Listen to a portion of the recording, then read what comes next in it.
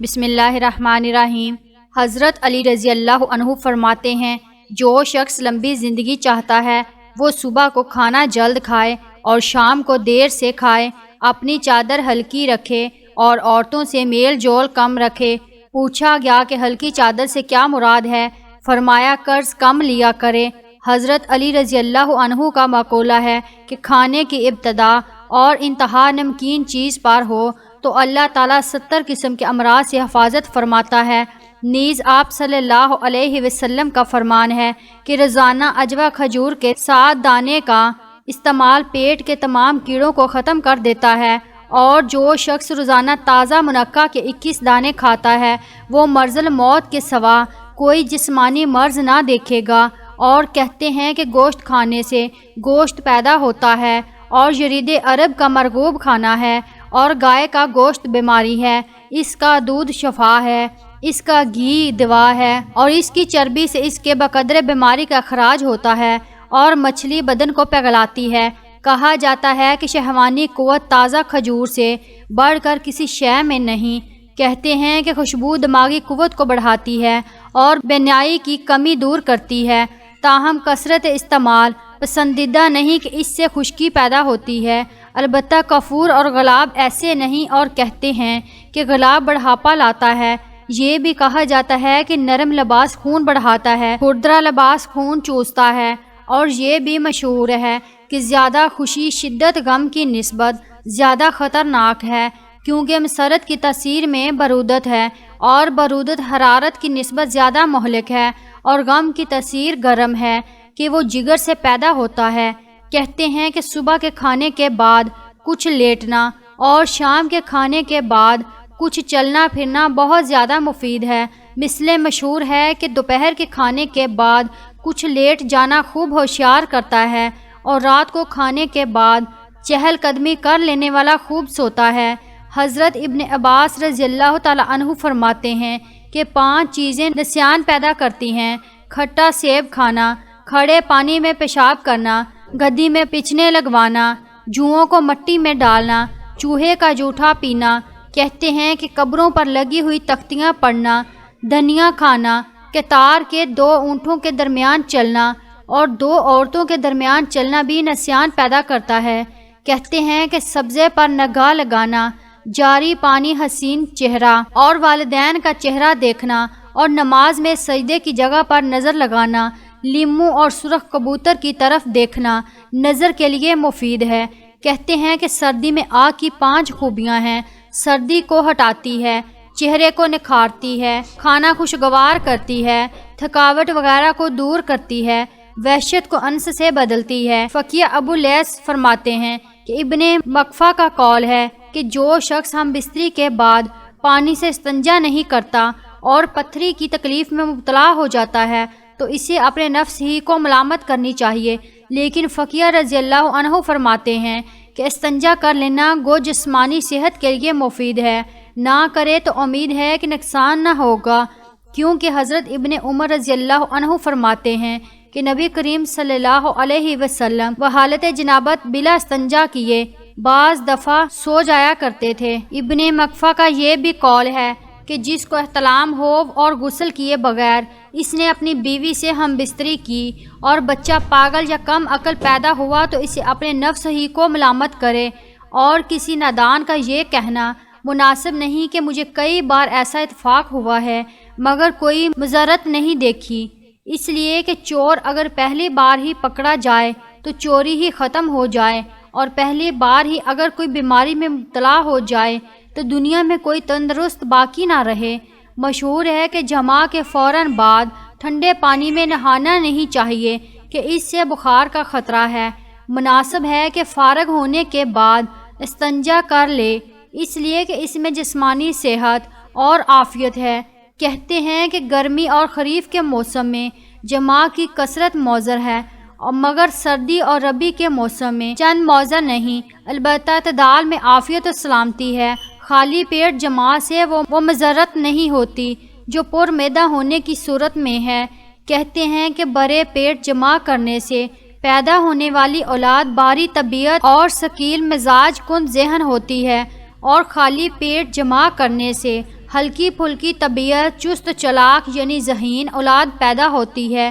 کہتے ہیں کہ جماعت سے فارغ ہو کر سیدھے پاؤں کھڑے نہیں ہونا چاہیے بلکہ دائیں کروٹ لیٹنا چاہیے کہ یہ جسمانی صحت کے لیے مفید ہے، اور کہا جاتا ہے کہ ایسا کرنے سے انشاءاللہ بچہ پیدا ہوگا۔ جب تک عورت میں شہوت کے جذبات و کیفیت کو محسوس نہ کرے، جمع نہیں کرنا چاہیے کہ اس سے بدن کو راحت ملتی ہے اور بچہ پورے اعضاء والا ہوتا ہے۔ کہتے ہیں کہ انسان جس نفسانی خواہش کو بھی پورا کرتا ہے اس سے سنگ دلی پیدا ہوتی ہے، البتہ جماع سے دل صاف ہو جاتا ہے۔ اس لیے انبیاء علیہ السلام نے بھی اسے اختیار کیا ہے، اور جماع میں کچھ منافع ہے تو کچھ منفرتیں بھی ہیں۔ منافع تو یہ کہ غم کا ازالہ یا اس میں کمی ہو جاتی ہے، اور کہیں حرام میں دل اٹکا ہوا ہو تو ٹل جاتا ہے، غیظ و غضب میں تسکین پیدا ہوتی ہے، طبیعت میں حرارت ہو تو کئی ایک بیماریوں سے فائدہ ہوتا ہے، اور جماع کی مضرتیں یہ ہیں کہ اس سے بدن میں عموماً اور بنائی میں خصوصاً ضعف پیدا ہوتا ہے، پنڈلیوں میں، سر میں، کمر میں درد ہونے لگتا ہے، خصوصاً جس کی طبیعت میں برودت اور خشکی ہو۔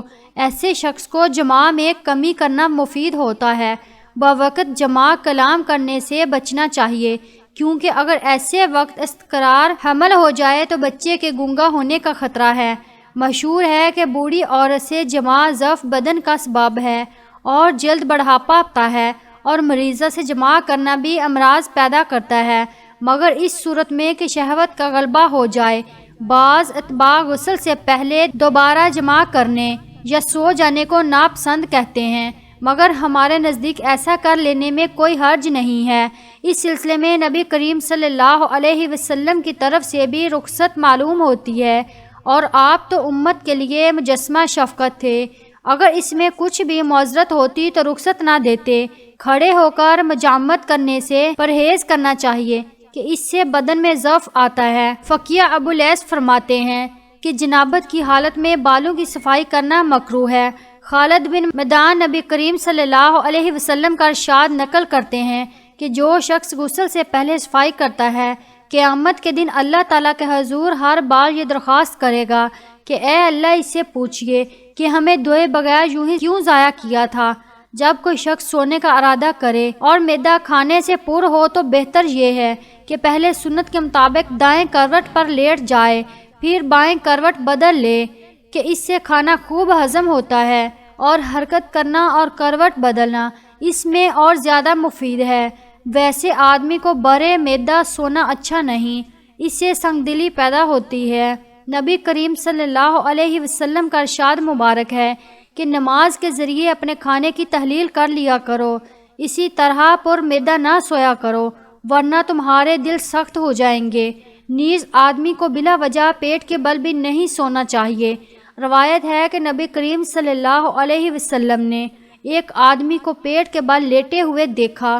آپ صلی اللہ علیہ وسلم نے ٹھوکر مارتے ہوئے فرمایا، یوں مت لیٹو، ایسا لیٹنا اللہ تعالیٰ کو ناپسند ہے، اور اگر کوئی شخص خوب پیٹ بھرنے کی وجہ سے تکلیف کا خطرہ محسوس کرتا ہے تو پیٹ کے نیچے تکیہ رکھ کر لیٹ جانے میں حرج نہیں کہ یہ معذور ہے، اور بوقت ضرورت گنجائش نکل ہی آتی ہے۔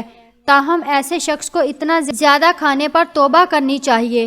کہتے ہیں کہ کھانے سے پہلے ٹھنڈا پانی پینا معدے کی حرارت کو کم کرتا ہے، اور کھانے کے بعد پانی پینا معدے کو گرم اور بدن کو موٹا کرتا ہے، اور کوئی پھل مثلاً سیب، زرد آلو، انگور، منقع وغیرہ کھانے کے بعد پانی نہیں پینا چاہیے، اس سے معدے میں فساد پیدا ہوتا ہے۔